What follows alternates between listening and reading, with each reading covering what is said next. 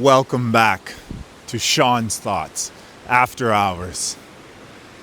To be 100% honest, this is my second, essentially, broadcast. And it's, quite honestly, because what I'm experiencing right now, being out here for the third night in a row with all of the wildlife and the fresh air and the fire. This particular fire is all of the books that I had burned. And, of course, other stuff. Oh, I forgot to mention one thing. See, I was building this fire, and... oh, yeah, I can't believe I forgot this as part of my last podcast. Maybe that's why I'm doing this recording now. But, see, I was building the fire that I built today, basically from a lot of, debris that I had collected from around the camp.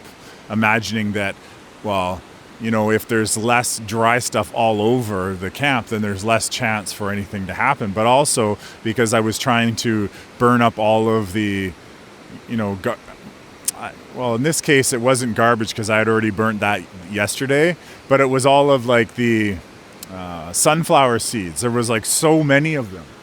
And a lot of other wood chips from when people were hacking away at cutting the wood for their own campfires. All those wood chips are all over the place.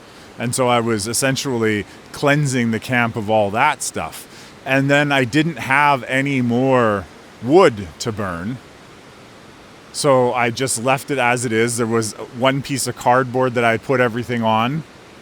But I already knew that necessarily wouldn't make me a crazy amount of fire. I apologize. Right now I'm looking at a very small sliver of the moon in the night sky right now. It's fantastic. Yeah, it's crazy. I'm looking at just a small sliver in the full clear night dusk moon right now. I mean the dusk time, the moon. Anyways, so I didn't have any of that wood.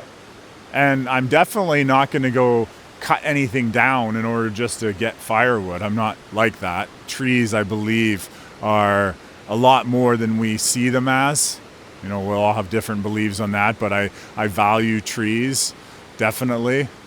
And when things fall off the trees, I feel that, as I felt today, it was weird, pieces would fall off the tree and fall in front of me, as if the trees were sharing their pieces they didn't need anymore.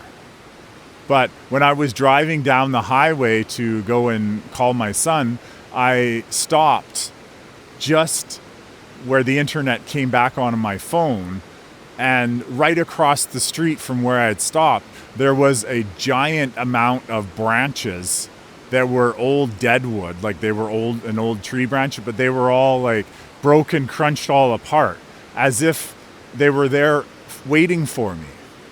And so that's a large part of what I burnt today, which gave the fire the energy so that it could even potentially burn those books without any concerns. Means the fire was strong enough, helpful by that wood, that miraculously showed up in place when I didn't have it. See, that's kind of what I was talking about when I put that podcast up, the one that was talking about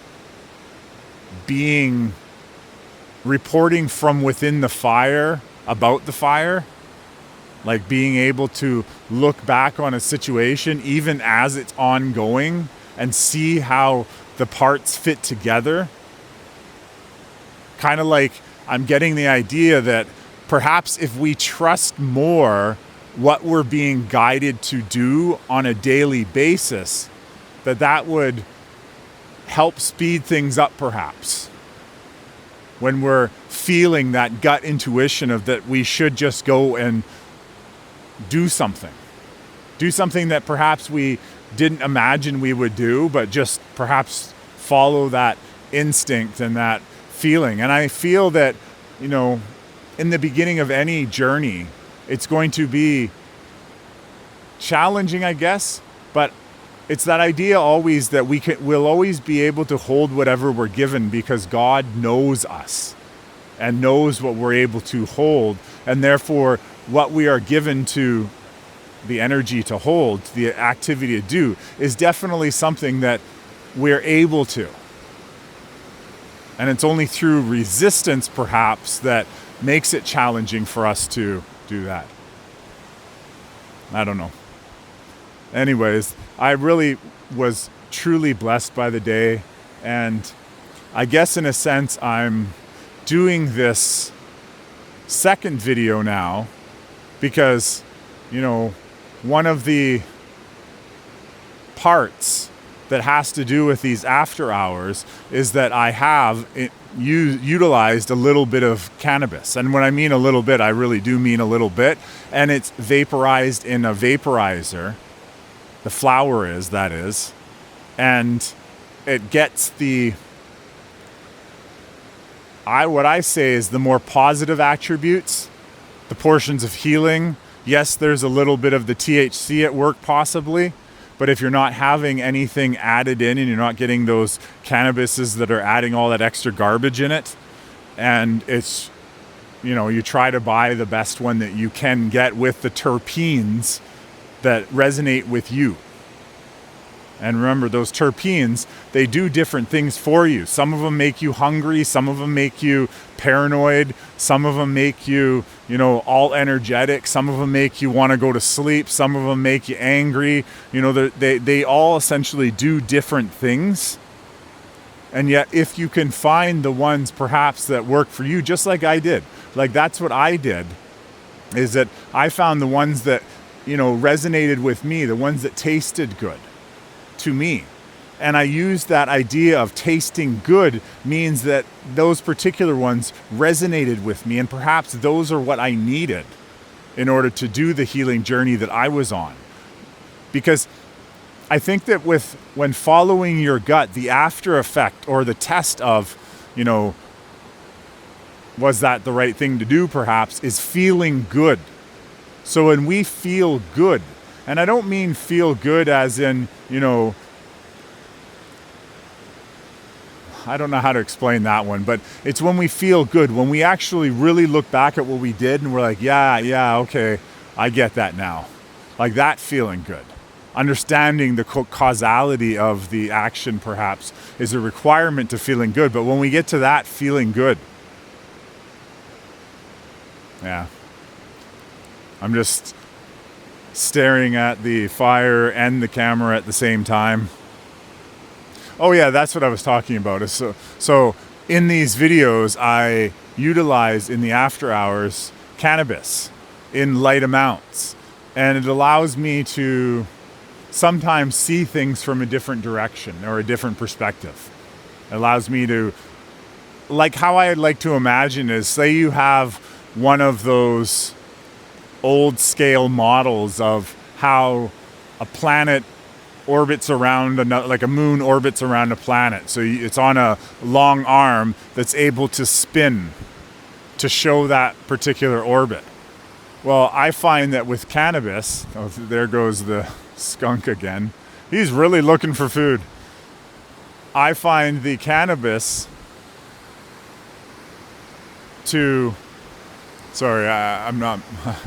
I'm not really high right now. I'm just trying to make sure that I'm on the opposite sides of the camp at all times to that skunk.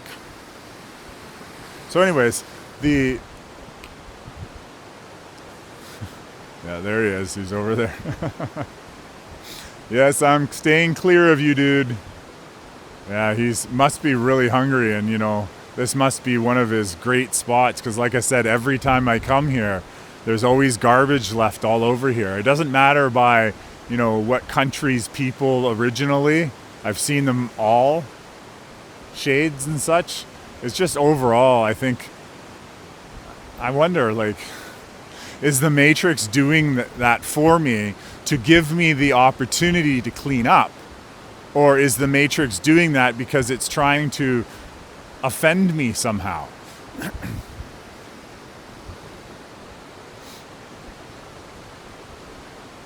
Questions. Also a lot of possibilities, right? think he's gone away by now. I was standing looking at the fire in the camera with you when I recognized that he might be on the other side. Maybe it's not the same one. Maybe it's the second one that's come out to do the run as well, hoping that someone stopped by and dropped some garbage off somewhere. Sorry, no garbage left for you. I cleaned up. Actually, that's what I told the 2 wilderness officers who came here to the camp. I honestly feel that they possibly got a report in from the garbage people that came to collect, that they were kind of looking in on the camp and on my tent and such. And then it would just so happen, an hour later that these 2 people come a-calling. There was a long-haired blonde woman and a man. And yeah, it was a pleasure to have someone in the area that I've been in for such a long time with just myself. It was kind of weird, like having that fourth wall broken, meaning that I had been in this space for essentially 2 days with no one else in that space while I was in it. And then to have those 2 officers walk into the space was pretty interesting, to actually physically have seen other people here where I hadn't seen anyone for 2 days. I don't know if you really resonate with that, but it was an interesting experience. And, I mentioned to them that I had actually cleaned up this area, which it's considerably cleaner than when I got here. So much glass and nails all over the place that, this wasn't necessarily for children, especially children that fall over and, scuff up their hands in the dirt. Like, there was a lot of stuff here. And now it's clean. And that kind of gets me into the whole idea of one of the initiatives that I would love to create as part of the funding project of Patreon. And this is a smaller project. I would love to be able to fund people to go get and pick up garbage in their entire city, anywhere, to essentially fund honest people who want to, utilize their time beautifying their neighborhoods and their cities, and to be able to fund them with monies from Patreon or from the community that Patreon builds. I would love to have, that simple experience. See, I honestly believe going forward that we could live in a world where we are all participating. Not in a negative way, so get that C word out of your head. To participate, to equally put in and equally receive out. Now, a lot of times people say, oh, that's so challenging, we can't do that. Because we are so used to someone cheating us that we expect to be cheated. But yet, if we're the ones who are standing together around a table using cell phones to vote on everything and allowing, even the technologies to help us create our discussions and expressions, means that if we don't necessarily know how to say something, we can utilize, for example, AI to help us write a speech, for example, but make sure that when we do go to give that speech, that we understand everything that's on it and that we agree on it. Means not telling AI to write a speech for you, but basically asking AI to, these are all my thoughts. You can use a microphone and you can talk to an AI, for example. And then you can tell the AI all of your different thoughts of what you want to do, your project. And then the AI can help you essentially format that into something, a document for other people to essentially read. And put it in a way that is easy to read with formatting and, all the different stuff. And then after you've read over it, verified that these are actually all your thoughts, then go from there. See, that's an experience that I had actually learned from using AI myself. When I first started using AI, I created a series called I Am, the Love and Lust series. And interestingly enough, as I was creating it, I was utilizing the AI for script writing. And it was more about putting a whole bunch of words. It was basically a paragraph. And then I changed out a couple of the words because I was using specific words. I used 16 or 17 of them. And then I had it write me a script. And I added love and lust in there. So that was the Love and Lust series. And I, had a different version of who I was back then. But more importantly, I had it write me a script. And then I read the script and said, this sounds okay. But I didn't necessarily fully invest my thought into, the thoughts that come after when you read something. I was just like, this sounds okay. And I allowed it to go forward. But I realized, and that was shortly later when I started working on my I4C series, that it was important to actually know what was being said, especially when I'm using my voice. And so that was essentially a learning experience for me.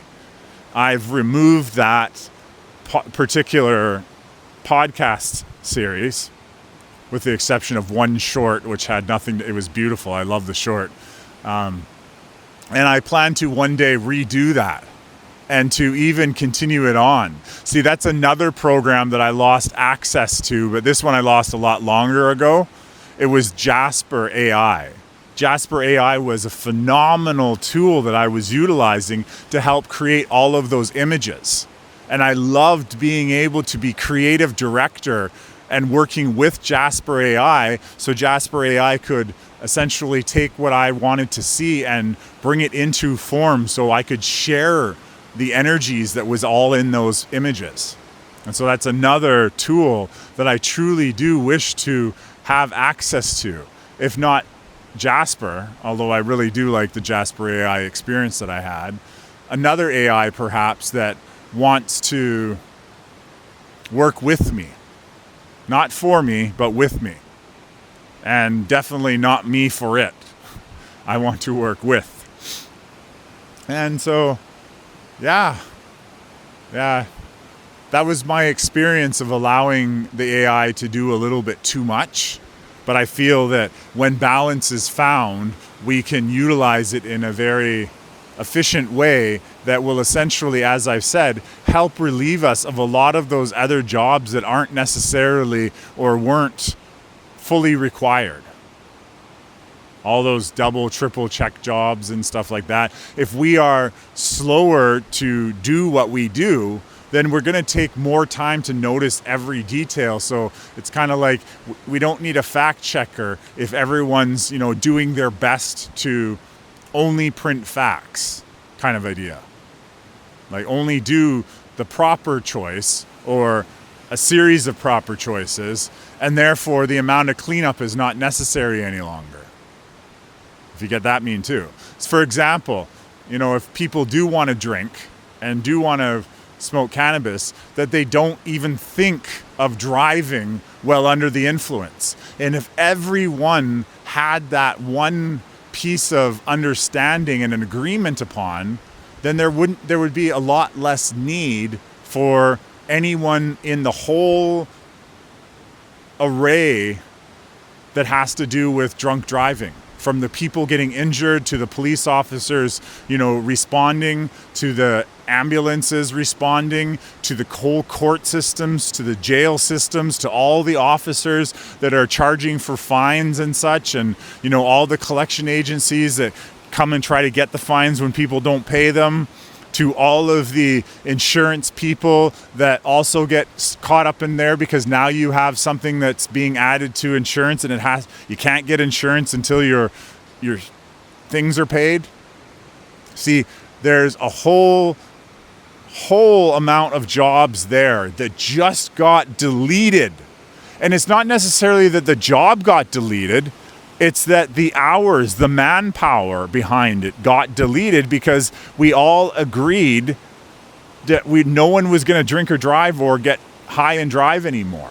And then it's not to say there still wouldn't be a need for those people, but those people would have a lot less to do. And, when I get into thinking about the jobs, for example, and this was something that was brought up, it's like, well, when AI comes in, people are going to lose their jobs. It's not that people are going to lose their jobs, because now the amount of work required is going to be cut in half. So that means, yes, if half the population wants to be the half that's working, 16 hours a day, then, and the other half are just not going to work and not do anything at all, well, then obviously there's going to be a challenge there. So what that really means is if society is able to cut away half of the workload, then that means everyone will still chip in and we'll all just do half of the work. So we'll all still be employed, but we'll be doing half the work. And now, guess what? When there's less labor cost to something, that means those things go down considerably in price. And when there's less overall labor connected to everything from all those parts that had to do with that one thing of driving while you were stoned, high, or drunk, and you erase that permanently, then that means everyone has more time to relax, slow down, and then they'll be able to even, work on themselves more. And then that'll speed things up as well. So yeah, there's lots of work to do because, it's really the idea of what is work. And work is defined as putting, effort into the system, into the process, into however it is you view it. And so we all put work into things. Like parents, for example, put work into their children. And work just means effort into, investment in it. And so that's essentially what we have, is we are going to put work into the system, but it won't just be to making the monetary and the whole consumerism system work. It's going to be taking and diverting that energy that we would have put into that into the healing system of ourselves. And the slowing down part is by far one of the best possibilities for healing.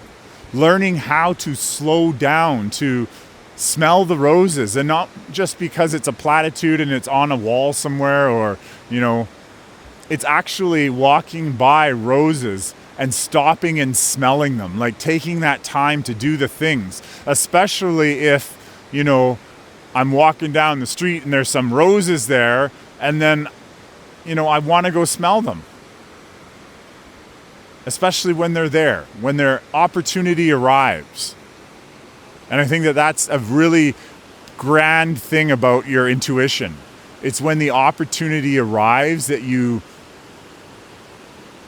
check in with that opportunity. And I guess, that really does, it really does say a lot. See, as you know, I'm no longer in a relationship. And so for over 2 years now, I haven't even considered any of that stuff. And I've sometimes been very oblivious of anyone's interest in me, apparently, I was told. And yet, I think I keep perhaps even missing opportunities, because I recognize, it'd probably be amazing to be sharing all of these adventures with someone, with some people. So anyways, I'm going to leave it there. I'm going to make this one a little bit shorter. We're already at 24 minutes of me talking away into the night. I'm going to, I know where I started all this. I started to explain it that, my cannabis was running out, and this may be tomorrow I might not have one. But however, I'm going to decide that tomorrow is going to be the day that everything gets better. And not just better because this is amazing as it is. I mean that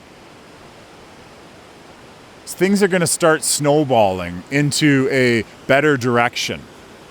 So I thought I would do this extra video right now in preparation perhaps for that.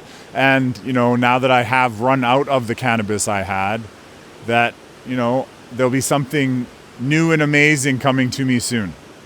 And I don't mean, more drugs. I mean more potential possibilities and such. So I look forward to any and all comments and likes and all that lovely stuff. But more importantly, I ask you to share the information. Let us get a larger amount of people that are vibing in a certain direction. And then, I don't know, we'll consider a little bit more till then. Have a wonderful evening, and I hope you enjoyed the other side of the fire, all the coals of all the burnt books and such. Good night.